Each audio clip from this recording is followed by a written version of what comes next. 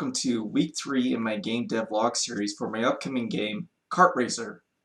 As I promised last week, I spent the majority of my time this week working on my game instead of the website or anything else.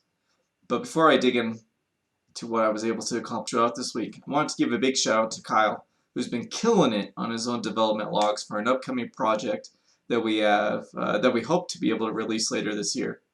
So this week I went to town on Kart Racer.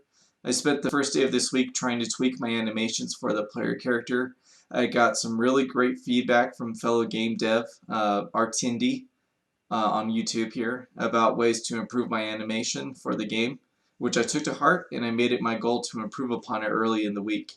What ended up happening is that while I tried to incorporate the new animation into the game that I had already built, I got frustrated and things just kept breaking.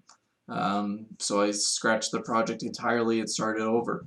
This allowed me a clean slate, and I was able to put myself in a better position for the rest of the week. So day 2, I messed with some particle systems to make the scene feel more alive. I delved into plenty of tutorials, again from Blackthorn Prod, and I incorporated what I learned into my game. Day 3, something magical happened. One of our co-founders, Garrett, asked if there was any way for me to have it look like the player was racing downhill instead of a horizontal line.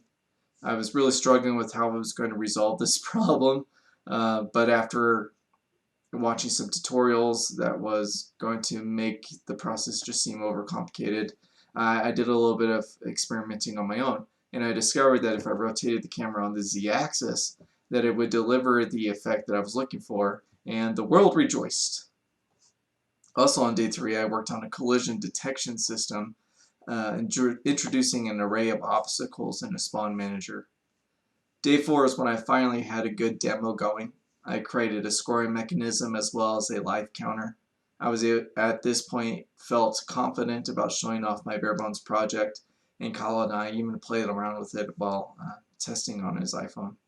Day 5 was the last day that I dedicated to my project, and I spent most of my time working on some collision animations for one of my obstacle characters, the Fanatic, based on the character skits from my award-winning comic book series Planet Ultra, which I do plan to re-release alongside my game in the upcoming months.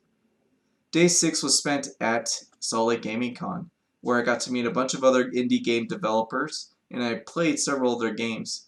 It was really cool to be able to connect with like-minded people in such an exciting atmosphere. I told the other guys at VFeX that we need to have a presence next year, and that we should spend far more time networking with the other indie creators out there. I even gave them suggestions for some of the cool things that I saw in other games, including local multiplayer with a split screen and elements to where when a character dies that they're still playing in the arena, that they're not just waiting for the round to end.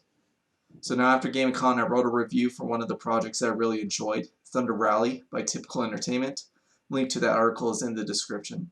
I also spent several hours creating an illustration for an idea for the game that I'm going to help Kyle and Garrett out with after Kart Racer, yet I'm not ready to reveal that bit yet. Anyway, thank you for watching. I know that my devlogs are pretty short, and I will attempt to make longer videos in the future, possibly ones with me showing my actual face, and that isn't scripted, but I'm limited by my hardware. If I were to use my webcam for footage, it wouldn't look so great.